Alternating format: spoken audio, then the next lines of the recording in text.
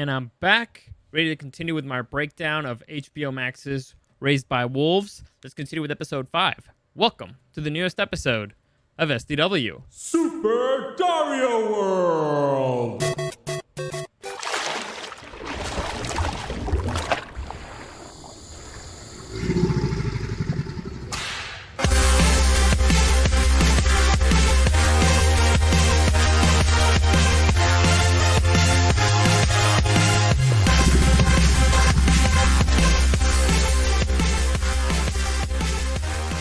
So I apologize if you hear a whole bunch of motorcycle noises outside. It's because there's a motorcycle outside, and there's nothing I can do about that. There's nothing I can do about that, other than, I guess, lock up everything and be, melting in here because it's way too hot. It's way too freaking hot.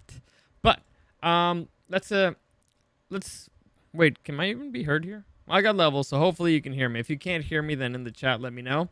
But let's get started. As always, any comments, questions, or suggestions, you can find me at Dario the Show on Instagram and at Super Dario World.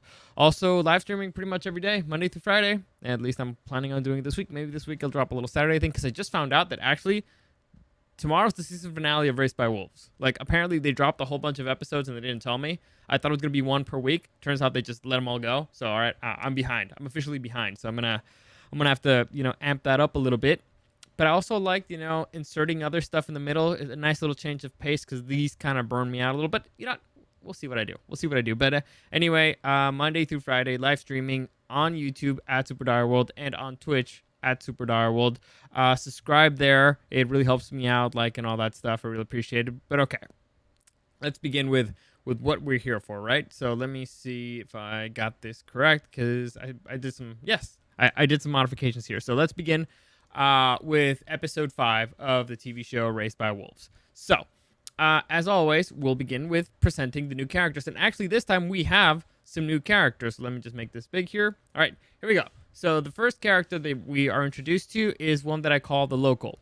And basically, it's a character that appears to live there. We don't know where this person came from. We don't know how long they've been there. But they appear to be a local to this planet. And so that's what I'm calling them. Eventually, I'm assuming it'll have a name. By the way, I think it's a female, and I'll explain why later. But there you go. But we're not sure if it's human or not. We're not sure if it's an android or not. We don't know if it's a different alien species or not. We don't know. Point is, it's there, and it's humanoid. So there you go. Next, we got Cassia. This is one of the members of of the theists, of the religious people. She is not that relevant, but they introduce her by name, or she introduces herself by name at one point. So it's like, all right, I'm guessing you're going to be relevant at some point, because there's not that many named characters on this show. So there you go. Mithraic, that's the word I was looking for. Next, we got the prisoner, who, you guys remember the story of Tempest, the girl who got raped and who's pregnant now, and the story of the dude who raped her. This is the guy. So he's still imprisoned. Apparently, dude survived the crash. So there you go. That's that guy.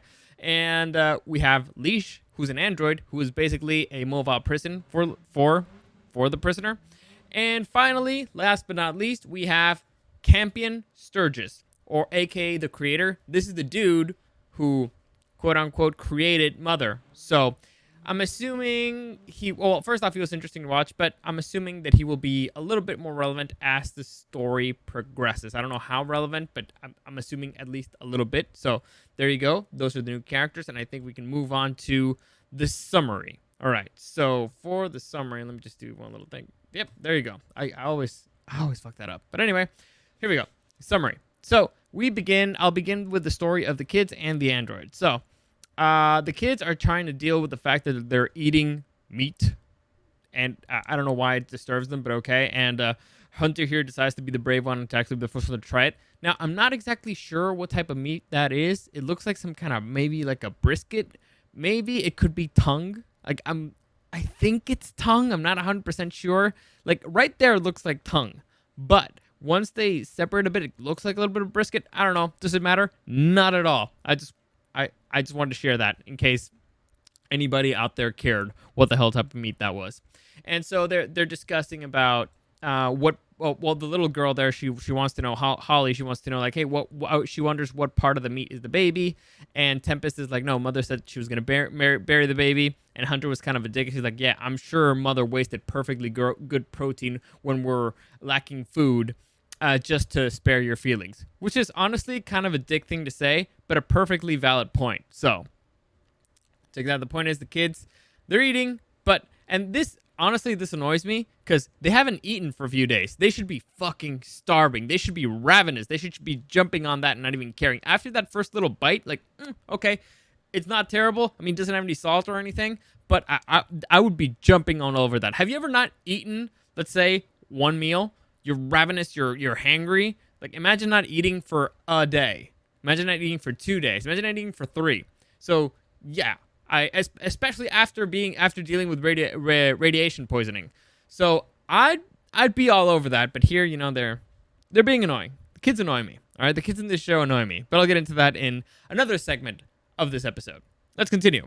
So next we have a mother who's very upset with father because she believes that it's by pure luck that Tempest did not get killed when she was killing the Golem Grievous-like creature. And they have a conversation about it, and basically father's like, I'm trying my best here, and I'm also trying to make you happy. And she's like, it's impossible for robots to be happy. And he's like, well, maybe it's part of my own inadequacy that I'm actually trying, which is an interesting concept. It's a very interesting concept that father believes in happiness. It's like I said, father, they keep making him, every time they're making more and more three-dimensional, and I'm liking it. Anyway. Afterwards, we see a scene where Tempest, she's washing her hands. And for those of you who don't know, in film, this usually means that they feel guilty, the washing of the hands. So they're giving us a signal that clearly something is wrong with Tempest's head. Next, we see father who's trying to teach the kids how to hunt because, otherwise they're going to freaking starve. And we see them going out there and trying to, hunt and, find some of the Golem Grievous-like creatures to eat. While they're doing this, Campion and Paul get a little bit separated, and in a hole, they find one of these creatures. They throw rocks at it quite pathetically, and by quite pathetically, I mean extremely pathetically. And so they actually end up realizing that the Grievous-like creature was eating some of the fungus that was growing on here, and Campion decides, let's get some of that fungus. And so that's their new plan. Let's see what this thing was eating.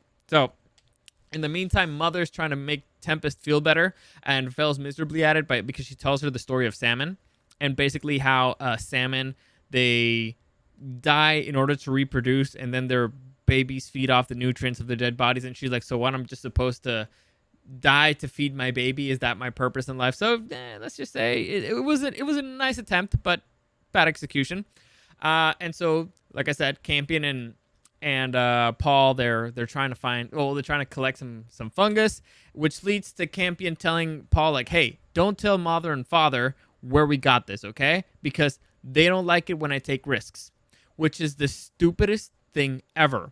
I mean, if you tell Mother and Father where you found this, your mother can fucking fly. She can just very easily fly into that hole and collect all the fungus, all right? Also, what are you doing this fucking moment? You are hunting. Hunting is a risk, all right? You're hunting. Also, you're not only hunting, you're hunting a predator, all right? An animal that already tried to eat you. So what you're doing right now is taking a risk. They're actively taking you to take a risk. So this is, it's stupid, all right? It's stupid. Anyway, he tells Paul, Paul's like, oh yeah, I won't tell on you. And Campion is like, it's okay, I trust you. And he's like, you trust me? He's like, yeah, we're friends. And so that is a clear sign that Paul is going to betray Campion. Like, whenever somebody says, like, yeah, I trust you, yep, they're going to betray you.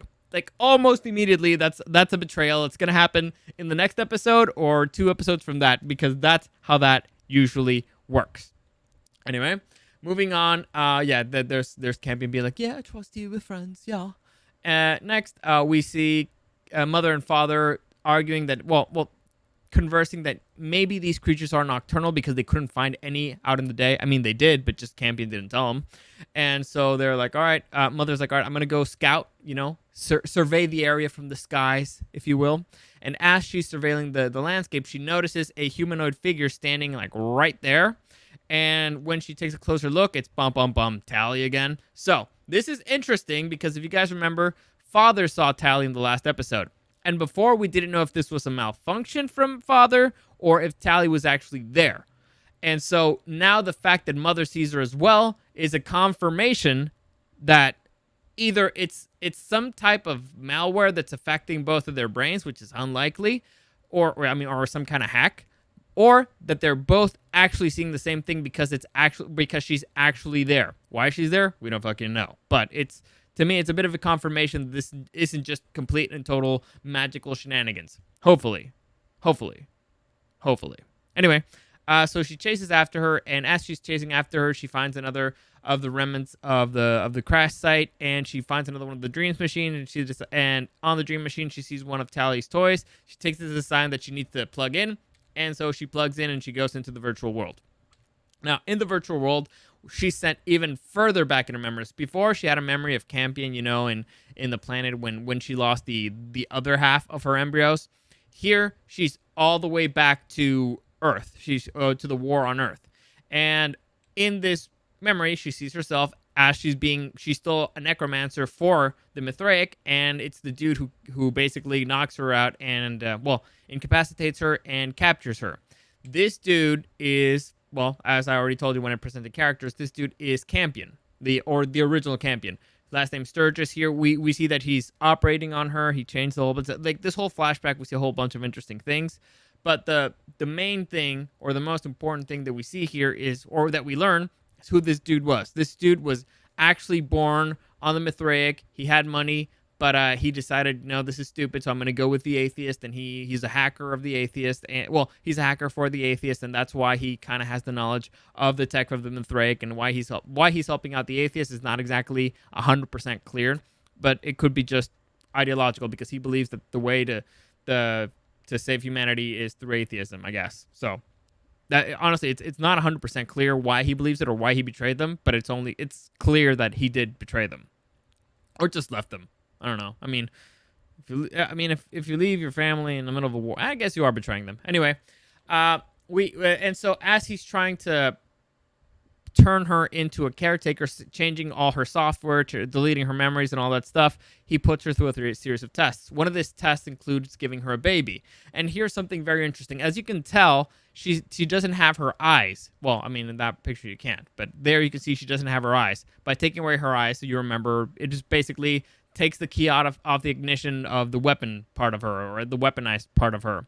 And so she's actually very happy with the baby in her hands, until Campion tells her that it's actually an atheist baby. That's when her expression completely changes, and she kills the baby. Well, breaks the baby's neck, but it turns out that the baby is actually a robot baby, so it was a fake. So it was a test.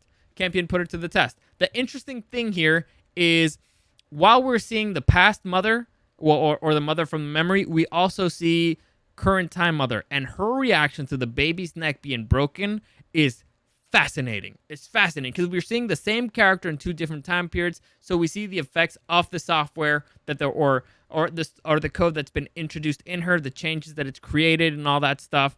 And we actually see how deep in there is the killer software, and kind of the maliciousness of it, because she has a baby in her arms and she's happy. She doesn't know where this baby comes from, or what it is, or whatever, and she can't see it. Or because, again, she doesn't have her eyes. The moment that she's told that it's an atheist baby, that's when she's like, immediately, kill. Like, it doesn't matter. Like, immediately, atheist, doesn't matter if it's a baby, kill.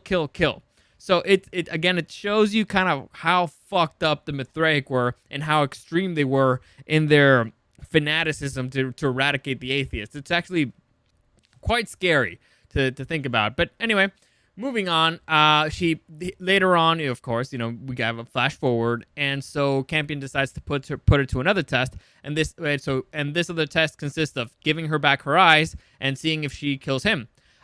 She decides not to kill him, but it's actually kind of funny, and this is a very well-made scene. The whole flashback is really well made, because as you can see, she's putting her hand on his head, exactly like with the baby. With the baby, she puts her hand on his head and breaks the neck. Here, she's, again, same thing. She's putting her hand on his head, but it's to take off the mask that he's wearing. So different scenario. And here it's a mother, well, real mother. Well, I don't know how to describe it. Current time mother, or mother who's in the vision. She realizes that, oh my God, he actually loved me. So she doesn't remember any of this, by the way. She's seeing this like if she were seeing it for the first time, but the feelings and the things are coming back to her. So that's when Campion tells her basically his plan. Like, yeah, you have to go on this ship, and you're gonna be the mother of humanity, and you're humanity's greatest hope, and you're its greatest salvation, and you have to go and raise these kids atheists, and you're gonna save us all. And so here we have another very, very interesting moment. And I wrote the line down so I didn't forget. So as she realizes that she has to leave Campion behind, she takes a step back from the ship, and she looks in pain, and she says, something's wrong. I'm hurting inside. And so Campion tells her, yeah, I'm sorry about that. Come, let me fix you. And he erases he archives the memories of them together. And he says, if you ever need him, you can go and get him and all that stuff. And that's something pretty interesting. Because I've told you several times that Mother is weird because she actually has feelings. We've seen her have like very negative feelings and very positive feelings. And so here we can tell, or we can understand from what Campion is saying, that he actually did this on purpose. It's not a mistake. It's not a bug. It's a feature. He wanted her to have feelings. Why? I don't know. But at least it looks like it was intentional for her to have feelings. It's in her software. It was written in there. Now, will that have issues with other stuff? Definitely. We've seen it because, ironically, what he sees as the new mother of humanity, the savior of humanity, is the one that killed pretty much the rest of humanity. It's actually its greatest threat. So the feelings that he gave her might be good for protecting her children, but it also makes her kind of unstable psychologically and a major threat to absolutely everybody else, even if they're human. So, sometimes you fuck up. Sometimes you think you have a good idea and it turns out you kind of don't. So I found that interesting. Next, let's continue. And like I said, yeah, this is when Campion erases her memories and he gives her a kiss, and she doesn't remember this. Now, this is also interesting because this is after or in the moment that she's blanked out. So we're not exactly sure if this is an actual memory from Mother or if it's a fantasy. We don't know if Mother can actually have fantasy. So it's a nice little interesting tidbit there. Next, we see the real world Mother who's remembering all these feelings of love. And by the way, falling in love with this robot is kind of weird. And by kind of weird, I mean it's extremely weird, but whatever. People have their fetishes. Next, we see them leave. And then we have an very, very interesting moment of Campion looking at the real Mother and giving her a message like, hey, the children are in danger, go back to camp. Well, that's not exactly what he says, but that's pretty much what he says. Like, hey, the children are in danger, go back. You need to go back.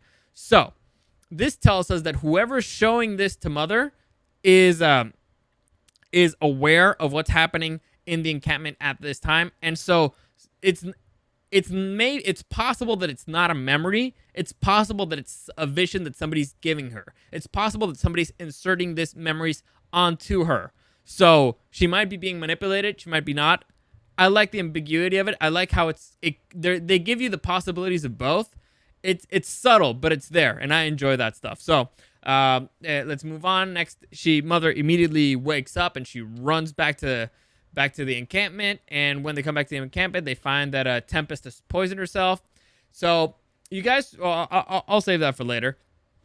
But basically, she notices what type of plants Tempest ate, and she helps her throw up, and so saves her life. And Father shows up, and he's like, fuck, I'm gonna get a talking to for this one. So strangely enough, Tempest obviously still pissed because why'd you let me survive? I hate you. You only want me as a walking incubator. You suck. You killed my family and all that stuff. Actually, she doesn't say that, but honestly, that's the first thing I would have said. You killed my entire fucking family, bitch. Fuck you. But yeah, maybe I'm a bit too harsh.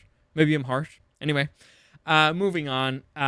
Father is very confused because Mother's actually in a very good mood, and I mean in a very, very good mood. She's even humming, and Father's like, "What the fuck is wrong with you?" Like he fully expected to get his asshole ripped. He fully expected to get him ripped the new asshole, but and but Mother's not reacting at all.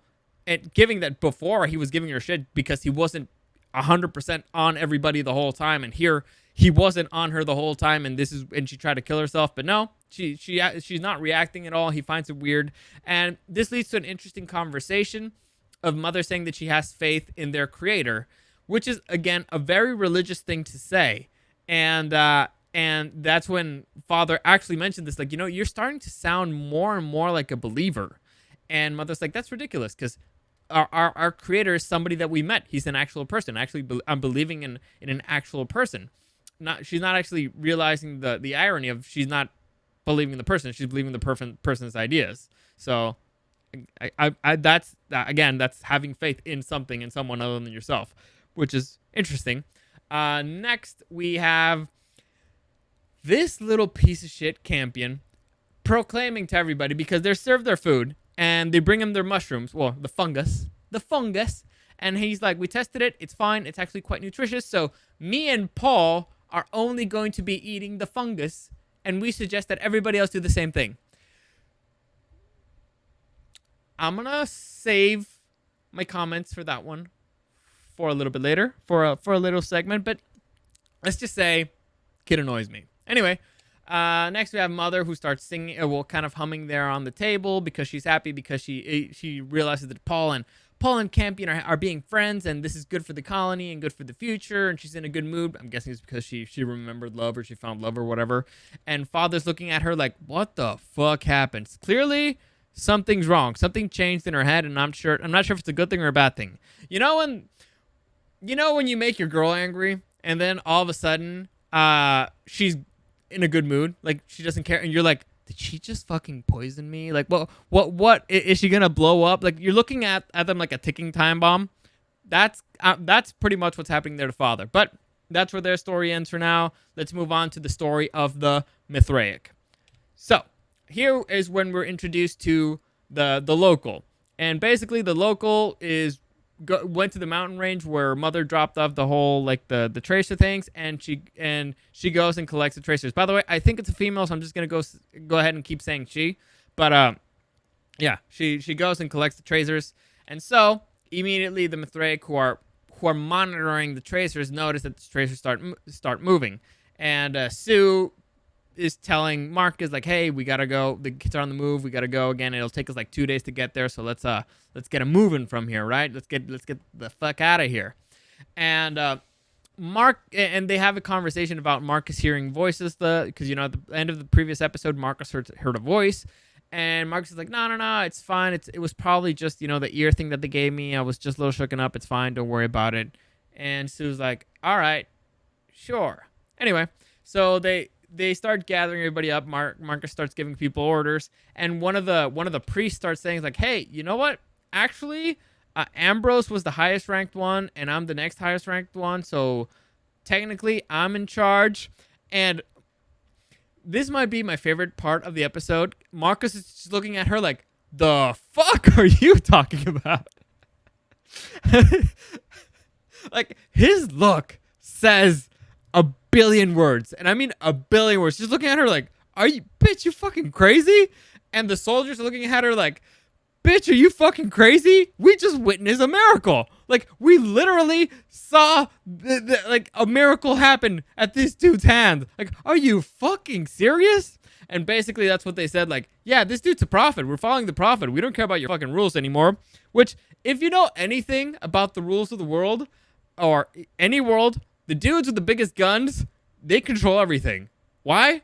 Because they have the biggest guns. You might have a better argument. You might be in the right morally, intellectually, logically, legally, all that stuff. If I have a bigger gun than you do, I'm right. And you say what I tell you to do. And so all the soldiers are on the side of Marcus. So naturally all the priests are like, all right, fine, you win. And so they bend the knee eventually, because that's the smart thing to do when the people with the guns say you should bend the knee. Anyway, so Marcus gets elected the de facto leader there, and as they travel along the desert, they find another part of the ship that's crashed. So they go inside and check it out, and as they're checking it out, they uncover this weird type of light mechanism, and here's where we're actually introduced to Cassia, And Cassia tells Marcus, like, yeah, this thing actually like captures light and then shoots it off in like a very powerful ray. And Marcus is like, this could be very useful to getting rid of a necromancer. I know that's not his accent, but that's kind of closer to Ragnar Lockbooth. Anyway, so he's like, all right, let's take this off as a weapon. As they continue exploring the ship, they find the dude that I already introduced, the prisoner. And Marcus is like, who the fuck is this guy? And they tell him, like, yeah, he's the dude who raped a whole bunch of women, blah, blah, blah. And this guy's like, Soul told me to do it. I heard his voice. He told me to do it. And this is where we're introduced to Leash. And basically, we learned that Leash is here to keep him in line. If they try to take the helmet off, the helmet will kill him. If they try to affect Leash, the helmet will kill him. If he goes away from a certain range from Leash, it'll kill him. So it's basically he's in a no-win situation there. And then Marcus asks him like a couple of questions, and everybody's like, well, we're going to kill this guy, right? Why should we keep him alive? He's already been sentenced to death. And Marcus is like, no, we're going to keep him alive because none of us wants to take on the necromancer, so we'll use him as cannon fodder, which is a solid idea. And everybody's like, man, that makes sense. All right, cool. So we'll throw him to the necromancer. Solid idea, solid plan. Moving on. This leads to a very, let's say, brazen situation where Cassia goes into Marcus and Sue's room and gives him like extra food rations and basically offers up her ass. And like very brazenly. It's very blatant. It's very, very weird. And Sue's standing there like, what the fuck is this bitch doing? But yeah, I mean, she doesn't literally do it, but she kind of does it. It's really weird. But anyway, this leads to Sue and Marcus having a conversation, and here we see Sue asks Caleb to call her by her real name, which is Mary, because this is a fake person if you don't remember. Anyway, he tells her, like, no, call me by my real name, or when we're in by ourselves, and which is a signal that she's starting to break. Like having multiple personalities kind of is starting to multiple personal personalities, but losing your identity and trying to pretend to be somebody else can be exhausting, and it starts affecting your brain. And here it's clearly starting to affect her. And Marcus is like, "What are you talking about? Who? What?" And he plays it really well, but it turns out that he's just kidding, and they have like this cute little couple moment. Anyway, later on that night, the prisoner won't stop praying, and I want you to see how this landscape. So you see everybody here is sleeping, and you can see the prisoner in the back, right? So they're in the same hallway. And Marcus is woken up by the dude praying, and so he opens his curtain door to check it out, and he sees the prisoner praying for Soul to speak to him again. And it's weird. We're not exactly sure if the prisoner can see or not, but he looks straight at him even though he's wearing the helmet. And so this is, again, I get annoyed by weird things, but this is something that annoys me because clearly the prisoner is within earshot of Marcus, right? Like, we see the hallway, it's not that big, and he can hear him, and sound travels because you're inside a fucking ship. And just 20 seconds ago, Mary Sue was telling Caleb, like, hey, call me by my real name or we're by ourselves. You were not by yourselves. Like, they could hear you. If you can hear a guy who's across the hall, that means that everybody in between can hear you talking. So it's one of those things that annoy me. I get it, they want to have the scene, but go further away. Get a fuck away from everybody else. Like, why are you taking the risk of anybody overhearing that conversation? So, just a little thing that I wanted to get out of the way. Next, you see them traveling around again, and they reach this very, very cool looking lair. So this is where the tracker led them, right? And as they start exploring, they decide to go in, and they send the prisoner in there with a light reflective thing, which I will talk about later on. And as they're exploring this this lair, they realize that there's booby traps all around. They manage to dodge a few. One gets one guy in the eye, but for the most part, they miss them. And as they're looking around the lair, they find these weird metallic cards. And the only reason I mention them is because I'm guessing they're going to become relevant.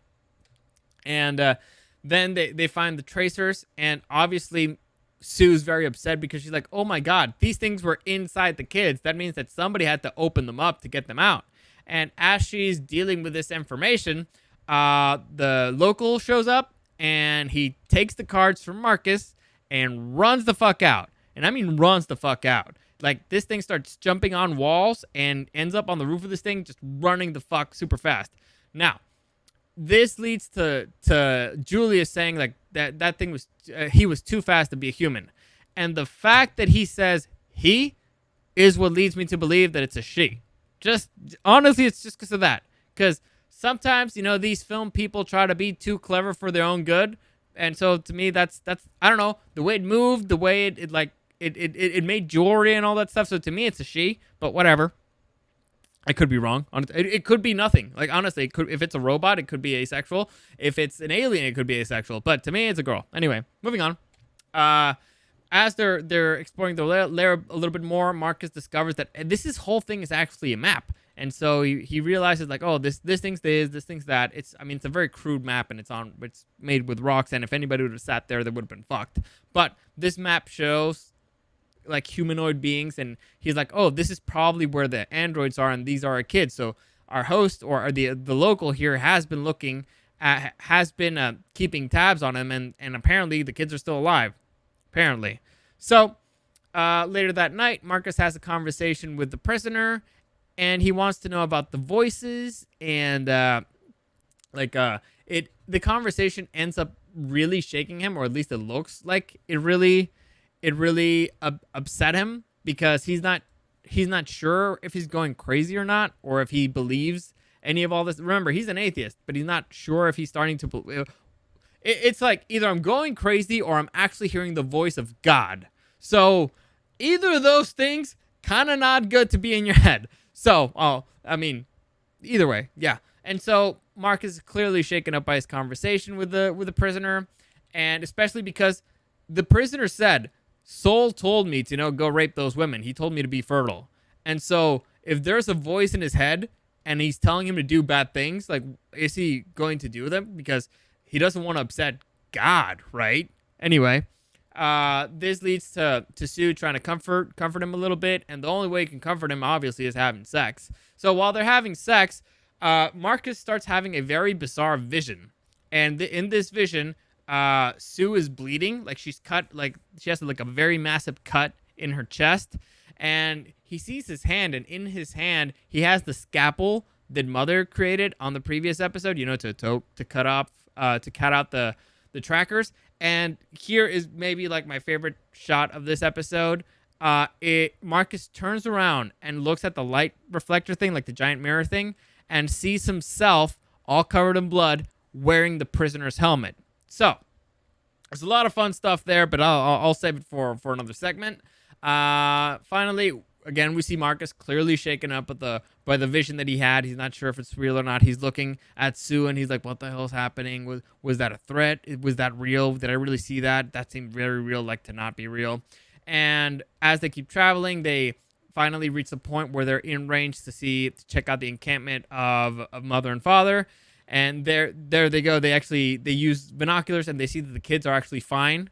They're at least alive, and that they're being closely monitored by Father and Mother, who's walking around. And so Marcus, now that he has the kids in range, he's like, all right, it's time to begin getting with Operation Get the Kids Back. So there you go. That was the summary of the episode. So now let's move on to The Good, the Bad, and the Wolves.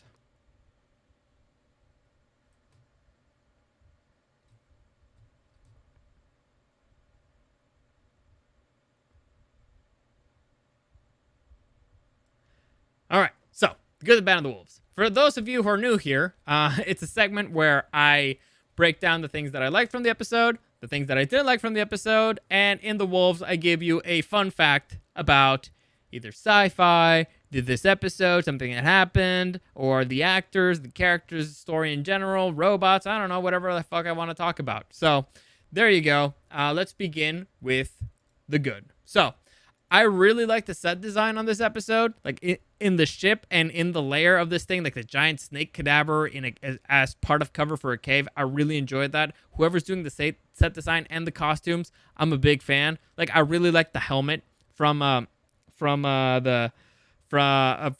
prisoner. I liked how it looked. It's a bad idea, but I'll get into that in a minute. I also, in general, like the introduction of the prisoner because this is a totally fucking hateable guy. And I mean extremely hateable. The dude raped women and, I guess in Tempest's case, children. What is she, an early teen, late teen? I don't know. But still, kids in their sleep and impregnated some of them. That is beyond fucking diabolical. So, introducing him here, first off, gives you somebody to hate, and I mean really hate, but it also puts Marcus in an interesting conundrum because this dude is claiming that I'm hearing the voice of God, and Marcus is believing that he might be hearing the voice of God. So, in a way, is he like, am I seeing my future here? Like, is this who I could become? Is this who I'm gonna become? Is this what Soul wants for me? Like, is there a purpose to all of this? And there might be. There actually might be a purpose to all of it. Like, it's crazy to think about, but the fact that he raped Tempest, and Tempest is pregnant, and that baby might go on to do, like, to be the savior of humanity, is beyond fucking bonkers, all right? It's even disgusting to think about, but it's possible. It all depends on how the story wants to go, but at the root of everything, this guy fucking sucks, all right? Again, there's no more easier character to hate ever. And I mean, ever.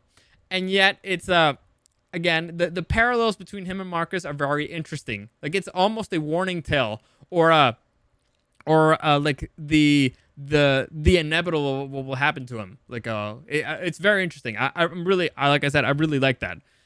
Next, we have, I like that you can see that this whole thing is taking a psychological toll on Sue. I hate when certain characters just power through stuff and you can be, and they're like not affected at all. Here, no, it makes her human, right? It makes her like, it's a little thing, but she wants to hear her name. She wants to remember who she is. She wants to get grounded. She's in a situation that sucks all around, but she wants to feel grounded. She wants to have a little bit of semblance of reality. And in a way, she also wants Caleb to come back. So she's worried that Marcus is becoming too much like Marcus, and she wants him to be Caleb again. It's like, hey, you know what? You and me, we were the atheist, and we're pretending here. Now I feel like I'm pretending by myself. So I kind of need you to come back here. Like, just come back. Let's just be, like a team. So I found that very interesting there. Again, this shot of Marcus seeing himself with a helmet, extremely interesting because it could be prophetic, which is interesting, meaning that he will commit an irredeemable sin and will eventually become a prisoner himself. Like, he will actually become the monster that he just had a conversation with. It could also be a threat. It could also be like, do what I tell you to do, or that's how you will become. That's who you will become. After you saw that piece of shit that you just talked to, that's who I'll make you become if you don't listen to me. So I like the many layers there, the implied threats. I loved it. Again, it's all very confusing. It's a mystery. The show is becoming more and more of a mystery, and I'm liking it. I'm not liking that it's getting a little bit too fantasy. It's too much fantasy, but I'm still enjoying it overall because there's still a possibility that it could be logically explained. Anyway, next, the whole flashback scene was great with seeing how Mother was created and all that stuff, and seeing the original Campion and the induction of the ideals, and how deeply rooted in her software is the kill the atheist, kill the atheist, kill the atheist. And so I also, like I said, and I believe I talked about this a little bit earlier, seeing her reaction now, like how much this character's changed, how different she is from when the show started. Is any of this even real? So, or is somebody being manipulated? Is that actually how that happened, or is somebody trying to manipulate Mother? I don't know. And again, this is all a mystery, and I'm enjoying it. I enjoy a good mystery. Next, let's move on to the bad. So, don't even have to say it. I'll say it. Fucking Campion. This little shit. I fucking hate him. I fucking hate him. Like, look at his little shit face. And look at poor Paul. Like, look at Paul here. When he said, like, me and Paul will only be eating the fungus. You can see Paul's face like, the fuck are you dragging me in this, man? Like, what? Like, we've been friends for 5 minutes and you're already ruining my fucking life? Seriously? Seriously? Like, I find this beyond fucking annoying. You're in a situation where you're lacking food. In the previous episode, I already explained, you need multiple sources of food to have proper nutrition in order to not fucking die. You know what the solution to all this is? You know what the solution is? How about we eat both? All right? We don't have to eat just one thing. How about if we eat both? You know? So a nice steak and mushrooms. Why can't you just do that? Why do you have to be a little shit? And even worse, why do you have to be preaching your fucking vegan ideals on everybody else? Just let them eat, all right? Just let people eat. Jesus Christ. Fucking hate that kid. Hate him. Anyway, also, I believe I already broke this down. Him being like, no, don't tell mother. It's a secret. And they don't like me taking risks. Your mother can fly. If you tell her there's a fungus in a hole that she can fly to, she'd get all the fungus in 5 minutes, all right? 5 minutes, she'd get the whole fucking thing. This is stupid. This kid is beyond fucking stupid. I'm actually surprised that he ain't dead yet. I'm surprised. Like, if this kid survived, how dumb were the other 5 kids that didn't make it? Jesus fucking Christ. Anyway, moving on to another thing that annoyed me. Well, 2 things here. The prisoner's helmet looks super fucking cool. Like I said, I really like the design. Let me see. Do I have an image where it's a little bit bigger? It doesn't matter. So it looks really cool with the spikes and everything. But pragmatically speaking, or for practical reasons, you don't want to give a helmet with spikes to a prisoner. Like, I can guarantee you that dude's going to give somebody a headbutt and it's going to kill somebody. Like, he's just going to grab somebody and, like, jab that spike on somebody's brain. I can almost guarantee it. I will put money on it that that's going to happen. Because that's what you do when you have spikes in your helmet and you're a prisoner. You use them. They gave you a weapon, you're going to fucking use it. Also, in this particular scene that you can see here, they sent the prisoner up front with the big magic, like, light shield thing in order to investigate the cave first, which I guess you might be thinking, it's a good idea. We're sending him up front, right? No, it's a very stupid idea. First off, you gave your most valuable weapon to a prisoner, all right? To your enemy. You just gave them the most valuable weapon. Also, second point, you gave your most valuable weapon to what you claim will be cannon fodder, which means he will be killed, which means that after he's killed, the weapon stays where his body is, and we're assuming that where his body is where the necromancer is going to be. It is a terrible fucking strategy. What you would do is send him first, sure. Lure them out of the cave. Once they're out of the cave, shoot him with a giant laser thing. Also, the dude right now is going into, like, a cave. Guess what you won't find in a cave? Fucking light. All right? You won't find any light to reflect, and from what I understood, this thing needs light in order to shoot. So, it was just beyond stupid. Whoever thought of that is an idiot. And I mean idiot with a capital I-D-I-O-T. Right? Stupid. Stupid, stupid, stupid. Do better. Do better, HBO. Do better, Ridley Scott. Like, this is embarrassing. That's embarrassing for you. Anyway, moving on. Again, I also talked about this, thought it was weird. Like, Cassia just throwing her ass to Marcus in front of Sue. Like, listen, I get that you wanted to introduce another female character to add tension and stuff like that, and to create a interesting situation there. But be subtle about it, bro. Like, or at least, I mean, she's supposed to be a religious chick, and she knows that he's married. You'd think she'd try to be at least a little bit more subtle. Subtlety's fun, you know? Not being sure what a character's intentions are is fun for the audience. You could be like, oh, is she trying to be, like, if she tried to befriend Sue, like, oh, is she trying to actually be her friend? Or is she just trying to, you know, get her husband's dick or something, right? Or if she actually just, you know, pretends to be useful and nothing else, like, oh, is there something else? Or is Sue being paranoid for no reason? They're just being friends. She's just being useful. She's just a soldier. Subtlety is fun. It's enjoyable. Here, when it is that fucking blatant, is, honestly, it's boring. It's boring. It's like, really? Like, really? No nuance, no subtlety, no nothing? Again, do better. You can do better. Do better. And you don't even have to do much. In fact, just do less. Do a little bit less. It would have been way more enjoyable to watch for the audience.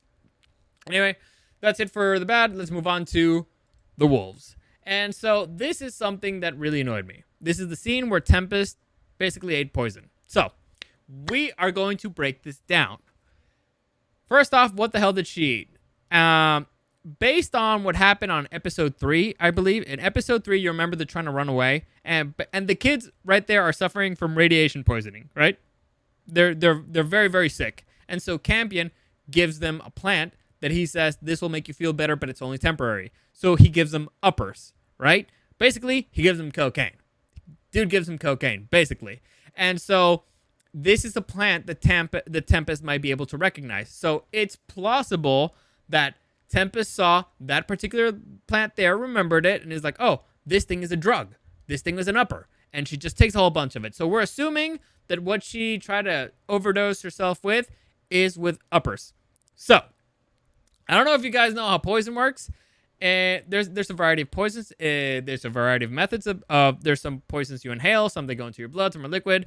Very different ways. Some go in your skin, some go in your eyeballs. Very different types of poison. But in general, if you have poison in your system, the only thing you can do is go to hospital. Like, I'll never forget. I was taking a biology lab class, and they took us on a field trip, and the professor told us, like, hey, what do you think you should do if you get bitten by a snake right now? Like, what item do you have that could save your life? Well, what's the only thing you could do that could save your life? And everybody's like, oh, you open up the wound, you you suck on the poison, all that stuff. He's like, no, the only thing that can save you is 2 things. And he pulls out his keys, and he pulls out his phone, and he's like, you call 911, and you go to your car and you drive to the hospital as quickly as possible. Those are the only 2 things you can do, because once poison is in your system, like, your blood flow is extremely fast. Like the blood, the speed of blood, I don't remember. It's like less than a second it takes to go through your entire body. So by the moment you get bitten, the poison will be in your heart in a second. And it, again, depends on the type of poison. If it's a poison that goes after your heart, it'll get you almost immediately. Some poison paralyzes you. Some poison actually it makes atrophies muscles. Some makes you use them a lot more, and that's what actually causes heart attacks and stuff. But again, it depends on the type of poison. Here's an upper. Anyway, but that's a particular type of poison that acts really quickly because it goes straight to your bloodstream. She consumed something. So what she consumed here, when you eat something, it's actually it takes a little bit longer to have effect. Like, for example, think about alcohol. If you take a shot of alcohol through your eyeballs, or I guess through your butt, it'll go into your bloodstream way faster than if you drink it. Why? Because when you drink it, it has to go through your stomach, which has acids, and then it goes into your intestines, and then in your intestines, that's when it starts being absorbed into your bloodstream. So the process is longer than you're going through your eyeballs and going almost directly to your bloodstream. That's why you should not do vodka shots through your eyeballs. It's a bad idea, unless you want to get really fucked up. That's why you should not soak a tampon in vodka and stick it up your butt. Again, unless you want to get really fucked up. I do not recommend it. I've never done it, but it's not a good idea. Anyway, so this particular thing that she consumed is an upper, and it's an edible because we know it's a plant. So she ate it. It's in her stomach. That means that it had to have a certain level of digestion in her system. Like, she had to have eaten it a while back in order for it to be absorbed in her intestine. So it was no longer in her stomach anymore. It moved on to her intestine. So making her throw up is pretty much useless because the stuff is already in her bloodstream. And here's the danger with uppers. It's not like a regular type of poison where it attacks your heart and then it slowly starts deteriorating your tissue and all that stuff. No. Uppers, it makes you use it a lot. And the risk of overdosing with uppers is that it can give you a stroke or a heart attack. And I don't know if you know this, but the younger you are, the more dangerous a heart attack is. Why? Because your heart is stronger. And since your heart's stronger, the damage it can cause is even greater. You're more likely to, if you have a heart attack, you're more likely to die from it in your 20s than in your 50s, which is wild to think about, but it makes perfect logical sense. Anyway, my point here is that Tempest, she was at the point where she was passed out, which means she was passed out, right? Like, she had the uppers in her system so long that it actually knocked her out. which it's a dangerous amount of time. Go into any poison, because I went through a lot of them because I was like, that's bullshit, right? And I hate it when they do it in movies, but I'm breaking it down now. I went through a lot of advice, like, what do you do if you get poisoned? Like, what should you do? And they're like, if you're awake and you're conscious, do this, it might help, but still call 911. And if you're passed out, the only option that you have is call 911. Like, the only option that you have is call 911. If you're not conscious or if you're seizing, just call 911. There's absolutely nothing else you can do. You're dead. You're dead. Again, it's not an actual poison that she consumed. It's an upper, which could have given her a heart attack. Again, maybe she was just a dummy. And this plant is not as strong as, let's say, cocaine here. And that's the only reason she survived. But logically speaking, at least she should have at least not been like this cool afterwards. She's just a little bit sweaty. Like, she should have been passed the fuck out, or like had a stroke, or there should be even more serious consequences to her physically because of this, or at least to the baby. Like, there should be some kind of consequence from this other than she's just like, I'm angry at you, mother. So there you go. It's a fun fact about poison for you guys. Hopefully you enjoyed that. Hopefully now you know what to do if you ever get bitten by a snake, or you deal with any other type of food poisoning, or your wife's trying to kill you or something. Call 911 immediately. Like, that's the only thing you can do. It's the only thing you should do. And if somebody, this annoys me. Like, in movies and TV shows that somebody like, oh yeah, they took too many pills and they make them throw up, call 911. Because A, you don't know like how long ago they took the pills. You don't know the effect it's going to have. And B, they try to fucking kill themselves. They need special attention. And guess what? That ain't you. All right? They need a specialist. They need a professional. So there you go. That's my advice. Hopefully you enjoy that. Hopefully it's helpful. Hopefully you never need that advice in your life. I believe that's a little bit better. But if you do, now you know what to do. So hopefully it saves a life someday. There you go. So that's it for the good, the bad, and the wolves. That's it for today, I believe. That's it for episode 5. I'm excited to see episode 6. Apparently I have a whole bunch to watch. I won't binge watch them. That's the rule. I can't binge watch them because then I'll get lazy and I won't want to do these breakdowns. And I still want to keep doing the breakdowns. I'm enjoying it, honestly. It's cathartic. Getting it all out. I enjoy it because when I'm watching the episode, I'm just pissed. Like, this fucking kid trying to force these fucking vegan shit on everybody else. Fuck that guy. Feels good. It feels good letting it out. Anyway, as always, any comments, questions, or suggestions, you can find me at Dario the Show on Instagram and at Super Dario World. Live streaming every day, Monday through Friday, on YouTube and on Twitch at Super Dario World. Also follow me on Facebook at Super Dario World. I update everything there. As always, thank you for listening, and I'll see you again next time.